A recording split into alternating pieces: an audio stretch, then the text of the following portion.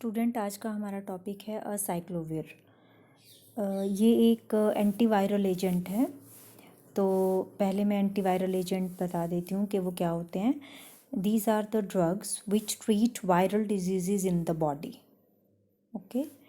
और they inhibit viral replication without harming the host cell. मतलब जो बॉडी के होस्ट सेल होगा ना, बॉडी का जो सेल होगा जो कि ज़रूरी होता है बॉडी के लिए, उसको हार्म नहीं करेगा। ये वायरल रेप्लिकेशन की ग्रोथ को इनहिबिट कर देते हैं एंटीवायरल एजेंट्स जो होते हैं। ठीक है। और जो हमने ड्रग एंड डेवलपमेंट किया था ना, एक टॉपिक ड्रग डेवलपमेंट का कि कैसे ड्रग बनती है, तो जो एंटीवायरल एजेंट की डेवलपमेंट होती है, मतलब उसको बनाने का जो काम होता है, that is very tedious work. वो बहुत ही ज़्यादा टफ़ काम होता है, बिकॉज़ उसमें हमें जो है बॉडी सेल को हार्म किए बिना जो है वो वायरस को रिमूव करना होता है या उसकी ग्रोथ को इनहिबिट करना होता है। ठीक है। जबकि जो आपके एंटीबैक्टीरियल और एंटीफंगल एजेंट्स होते हैं उनको बनाने का काम इतना मुश्किल नहीं होता है। ठीक है। इसीलिए जो कोरोना वायरस आया हुआ है, इसको बनाने का काम भी, जो इसकी डेवलपमेंट है, that is also a tedious task. Then जो ये वायरल इन्फेक्शंस होते हैं, ये क्या करते हैं, वो these viral infections are resolved by the body's immune system। ठीक है। और पर जब वैसे तो जो वायरल इन्फेक्शंस हैं वो बॉडी के इम्यून सिस्टम से ही ठीक हो जाते हैं, इसका मतलब है। ठीक है। लेकिन जब इम्यून सिस्टम काम नहीं करता है तो आपको एंटीवायरल एजेंट्स लेने पड़ते हैं। ठीक है। वायरसेस वैसे ज़्यादातर बॉडी के इम्यून सिस्टम से ही जो है वो किल हो जाते हैं या उनका हार्मफुल इफ़ेक्ट जो है वो ख़त्म हो जाता है। तो यहाँ पे राइट हैंड साइड पे जो हैं कुछ वायरल डिजीज़ मैंने लिखी हुई हैं और उनके एंटीवायरल एजेंट्स हैं। जैसे जो हमारा आज का टॉपिक साइक्लोवीर है, वो आपका एंटीवायरल एजेंट्स होता है। जो वायरल डिजीज़ होती है ना, हर्पीज़ की ट्रीटमेंट के लिए ये वाला एंटीवायरल एजेंट्स जो हैं वो दिए जाते हैं। हर्पीज़ जो है वो एक जैसे दाद होती है ना, उसकी तरह होती है, लेकिन ये फंगल नहीं होता, ये वायरल इन्फेक्शन होता है हर्पीज़। ठीक है। तो इसमें असाइक्लोविर दी जाती है। तो ये थे कुछ एंटीवायरल एजेंट्स। अब जो असाइक्लोविर है वो जो है इट इज़ सिंथेटिक है, ये सिंथेटिक एंटीवायरल ड्रग है और प्यूरिन एनालॉग की क्लास में ये आता है। मतलब प्यूरिन हमने पढ़े थे ना, पिरिमिडिन्स एंड प्यूरिन्स। जो पिरिमिडिन्स थे वो सिंगल मतलब उसमें सिंगल रिंग स्ट्रक्चर थी, हिस्ट्रोसाइक्लिक रिंग। लेकिन जो प्यूरिन्स हैं उसमें डबल रिंग हिस्ट्रोसाइक्लिक रिंग होती हैं, जैसे यहाँ पे है ये। ठीक है। तो ये आपका प्यूरिन का एनालॉग है असाइक्लोविर जो है। ठीक है।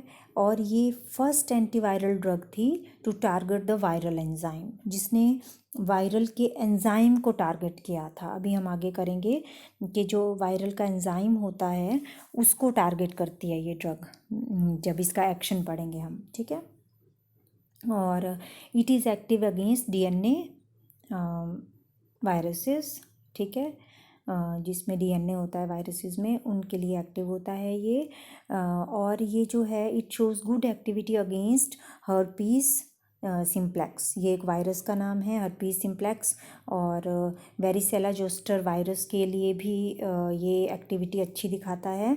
सबसे ज़्यादा हर्पीस के लिए दिखाता है, लेकिन least activity against cytomegalo virus के लिए ये लीस्ट एक्टिविटी दिखाती है ये वाली ड्रग। ठीक है। 1 मार्क्स के क्वेश्चन के लिए होते हैं बच्चे ये इंपॉर्टेंट ना। जैसे हर्पीज़ है तो हर्पीज़ की ट्रीटमेंट के लिए साइक्लोविर यूज़ होता है, सबसे ज़्यादा इंपॉर्टेंट तो यही है। Then its activity is enhanced by combination with interferons. अगर इंटरफेरॉन्स के साथ कॉम्बिनेशन में ये ली जाए तो इनकी एक्टिविटी बढ़ जाती है। ठीक है। Then the drug may be administered topically, orally और इंट्रावेनसली। मतलब आप टॉपिकली मतलब हमने पढ़े थे ना कि स्किन के ऊपर टॉपिकल पोजीशन पे अगर लगाएं तो वैसे भी हम इसको यूज़ कर सकते हैं। हम इनको खा भी सकते हैं टेबलेट्स की फॉर्म में, या फिर आपके इंटरवेनसली मतलब इंजेक्शन की फॉर्म में वेन्स में इंजेक्ट भी किए जा सकते हैं ये वायरस एंटीवायरसेस, ठीक है। और इसका जो साइड इफ़ेक्ट होता है that includes elevated serum creatinine. तो ये वाली एलिवेटेड सीरम क्रेटिनिन है, तो ये इसमें जो है किडनी का वर्किंग जो है वो अच्छे से नहीं होती है। अगर मतलब इसका साइड इफ़ेक्ट क्या है कि किडनी आपकी अच्छे से वर्क नहीं करेगी। एलिवेटेड सीरम क्रेटिनिन टाइप की उसको प्रॉब्लम हो जाएगी इंडिविजुअल को। और इन्फ्यूजन साइट इन्फ्लेमेशन भी हो सकती हैं। इन्फ्यूजन साइट इन्फ्लेमेशन का क्या मतलब होता है? इन्फ्यूजन मतलब जहाँ पे आपने इंजेक्शन दिया हुआ है, जैसे मान लो कहीं पे भी आपने बाजू पे, आर्म पे दिया हुआ है इंजेक्शन, ठीक है, तो वहाँ पे क्या हो जाएगा, जहाँ पे वो इंजेक्शन किया है वहाँ इन्फ्लेमेशन हो जाएगी, ठीक है। हाँ, तो ये इसका साइड इफ़ेक्ट होता है, या रैशेस बढ़ जाएंगे। तो these are the side effects of acyclovir. Then इसकी अगर केमिकल स्ट्रक्चर देखें तो केमिकल स्ट्रक्चर में हमने बोला ना ये जो है प्यूरिन एनालॉग है। तो केमिकल स्ट्रक्चर में इसमें हमने पढ़े थे ना adenine, guanine, thymine and cytosine पढ़े थे। जो आपने न्यूक्लियो बेसिस पढ़े थे ना 4 तरह के डीएनए की जब हमने स्ट्रक्चर की थी, तो उसमें ग्वानिन भी एक स्ट्रक्चर थी। तो ग्वानिन मेन वो है इसका part, guanine is the main part, और this is guanine main part है इसका।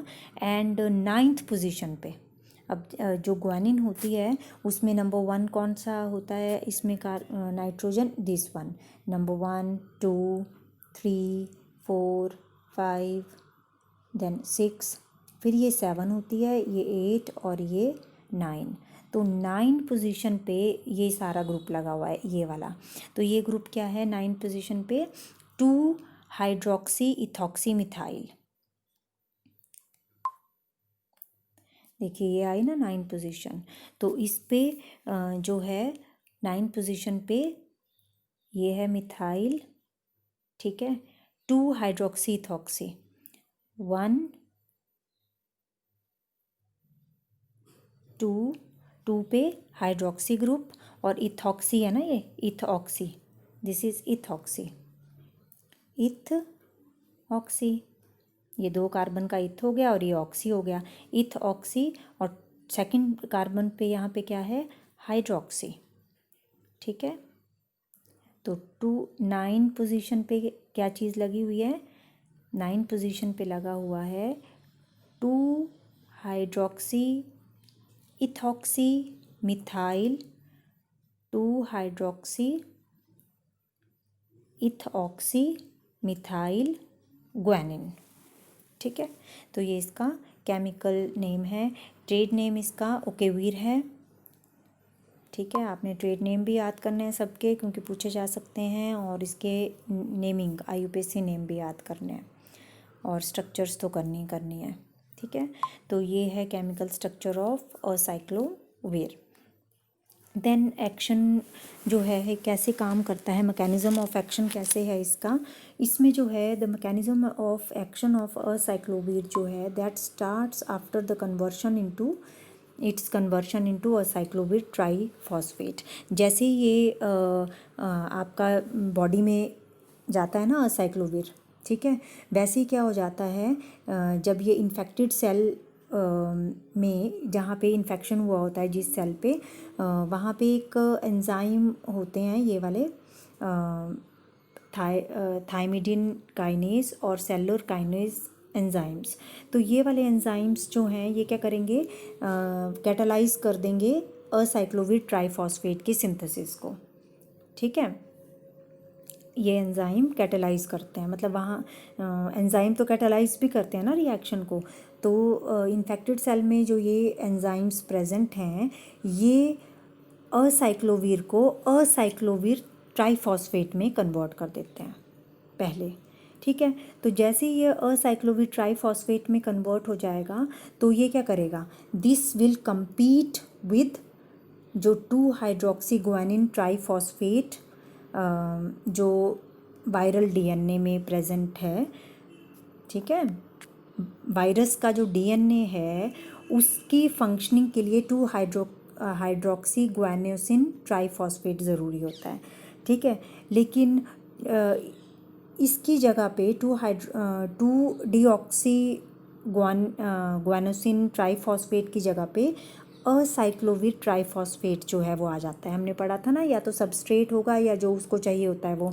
तो यहाँ पे ये सबस्ट्रेट का काम, ये जैसे मान लो वायरस का जो है वो डीएनए का एंजाइम है, उसकी एक्टिव साइट ही है। तो यहाँ पे जो है सबस्ट्रेट कौन सा आना शुरू हो जाएगा, ये सबस्ट्रेट कौन सा आएगा, यहाँ पे असाइक्लोविर आना चाहिए था, यहाँ पे असाइक्लोविर ट्राईफॉस्फेट आ जाएगा। जब हमने एंटीवायरस दे दिया ना, तो असाइक्लोविर ट्राईफॉस्फेट जो है किसकी जगह पे आना शुरू हो जाएगा, वो आना शुरू हो जाएगा 2 डीऑक्सी गुआनोसिन ट्राईफॉस्फेट। वो भी ट्राईफॉस्फेट ही है, ये भी ट्राईफॉस्फेट ही है, ठीक है।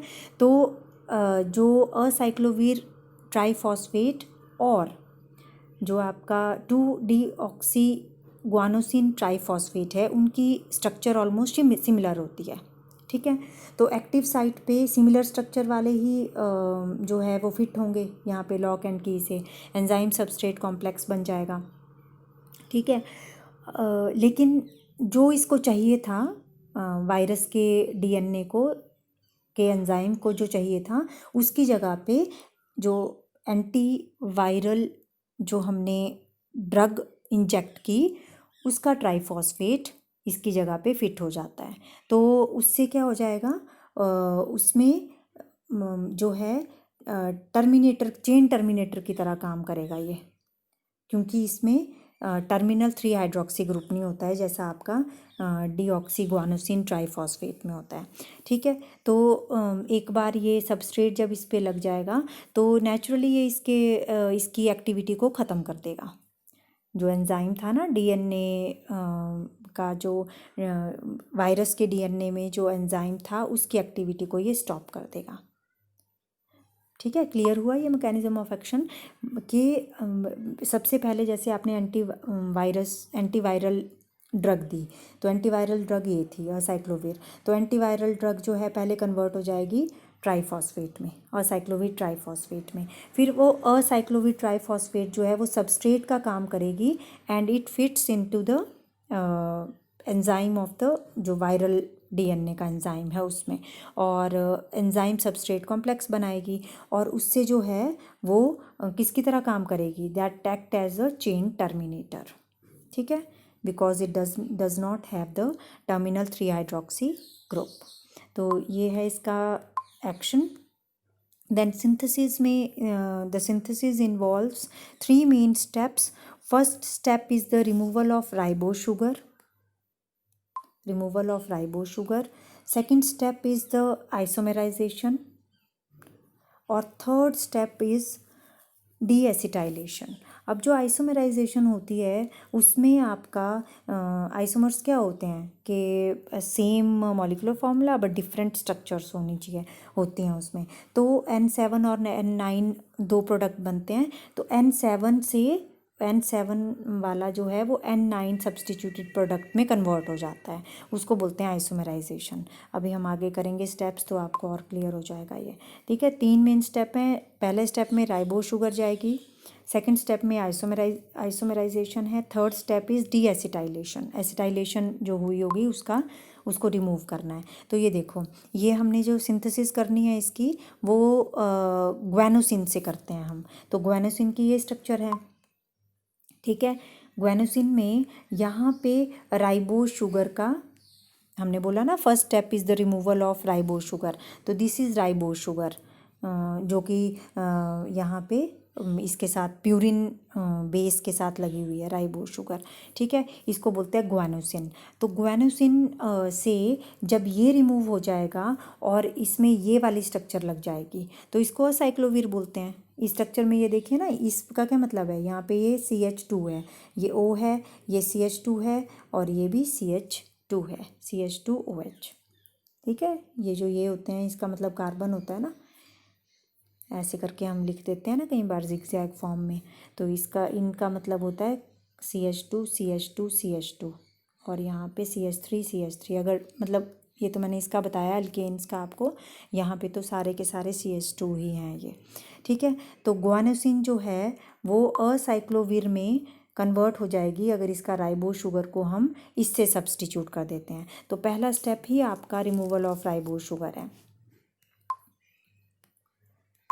तो इसमें जैसे ये देखिए, इसमें आपका पहले ग्वानोसिन लेंगे।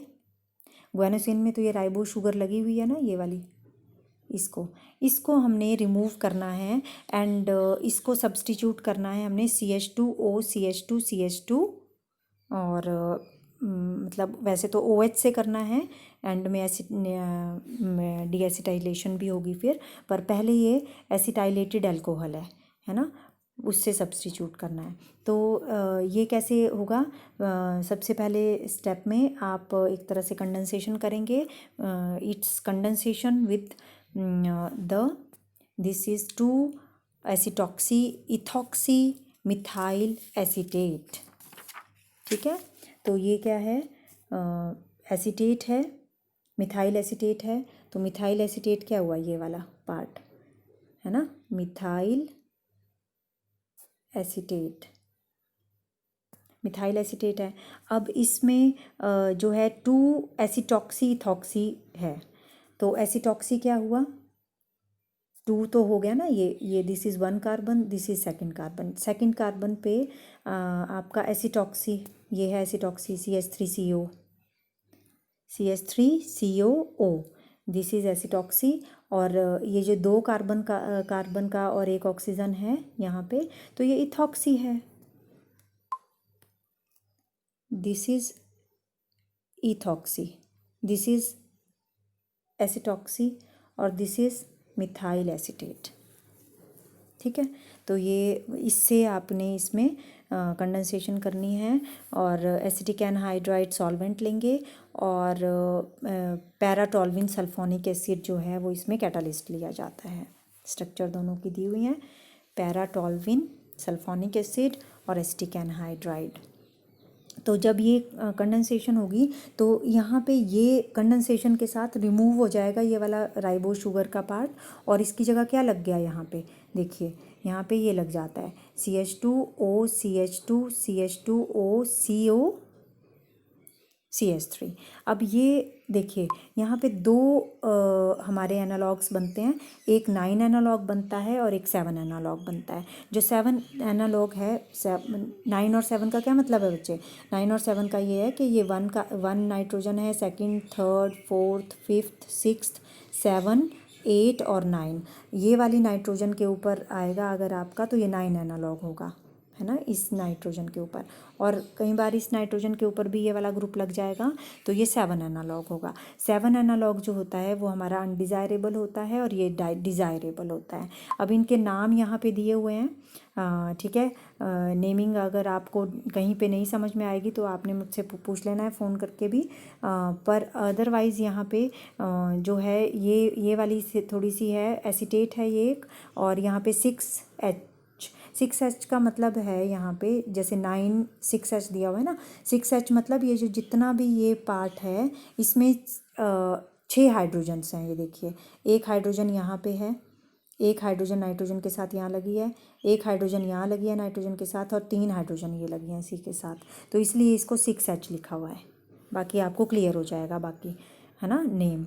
तो ये हो गया 9 एनालॉग और ये हो गया 7 एनालॉग। अगर ये नाम आप नहीं भी लर्न करते हो एग्जामिनेशन के लिए तो 9 और 7 एनालॉग भी लिख देते हो तब भी इनफ होता है ना। बच्चे जो करने वाले होंगे वो तो करेंगे, लेकिन कई बच्चे होते हैं उनको इतने बड़े बड़े नाम अगर याद नहीं होते हैं तो 9 और 7 एनालॉग लिख के भी काम चल पड़ेगा आपका। और फिर सेकंड स्टेप ये हो गया ना, removal of this ribose sugar. Second step में आइसोमेराइजेशन है। आइसोमेराइजेशन में हम लोग करते हैं कंसंट्रेशन और 100 डिग्री सेल्सियस पे हीट करेंगे रिड्यूस प्रेशर पे 24 आवर्स के लिए। तो जो 7 एनालॉग है ये भी आपका किस में कन्वर्ट हो जाएगा, डिज़ायरेबल 9 एनालॉग में। तो 9 एनालॉग ही रह जाएगा फिर आपके पास सिर्फ। जो पहले ये दोनों 7 और 9 थे ना, ये मेजर था, ये मेजर प्रोडक्ट, ये माइनर प्रोडक्ट था। पर फिर उसके बाद आइसोमेराइजेशन हो जाएगी 7 की भी 9 में, सारा का सारा 9 एनालॉग आ जाएगा। और लास्ट स्टेप में हमने डी एसिटाइलेशन करनी है, क्योंकि आप देख रहे हैं यहाँ पे जो हमारा असाइक्लोवीर होता है, असाइक्लोवीर में यहाँ पे NH2 होता है, यहाँ पे एसिटाइलेटेड ग्रुप है और यहाँ पे एसिटाइलेटेड ग्रुप है, यहाँ पे OH होता है। तो दोनों का डी एसिटाइलेशन करनी है, दोनों ग्रुप दोनों जगह पे। तो वो हम किसकी हेल्प से करेंगे, सोडियम हाइड्रोक्साइड, एल्केलाइन मीडियम में करते हैं ना डी एसिटाइलेशन, हाइड्रोलिसिस करेंगे एल्केलाइन मीडियम में, ठीक है, और फिर न्यूट्रलाइजेशन करेंगे HCl के साथ। तो आपके पास असाइक्लोवीर जो है वो डिज़ायर्ड प्रोडक्ट जो है वो आ जाता है। तो ये थी सिंथेसिस। मेन इसमें 3 स्टेप्स हैं। तो इसमें आपका जो है सिंथेसिस पार्ट, इसकी स्ट्रक्चर्स आपने ड्रॉ करके देखनी है, क्योंकि स्ट्रक्चर्स ड्रॉ करने में स्टूडेंट को प्रॉब्लम आती है और वो ड्रॉ ढंग से नहीं कर पाते हैं। तो आपने जो है इसको प्रैक्टिस करना है ड्रॉ करने का बार बार। और जो है मैं आपसे इसके ये मंगवाऊंगी, जो रिटर्न आपने प्रैक्टिस की है उसके नोट्स मंगवाऊंगी आज और कल में कभी भी। तो that's it for today. Thank you so much.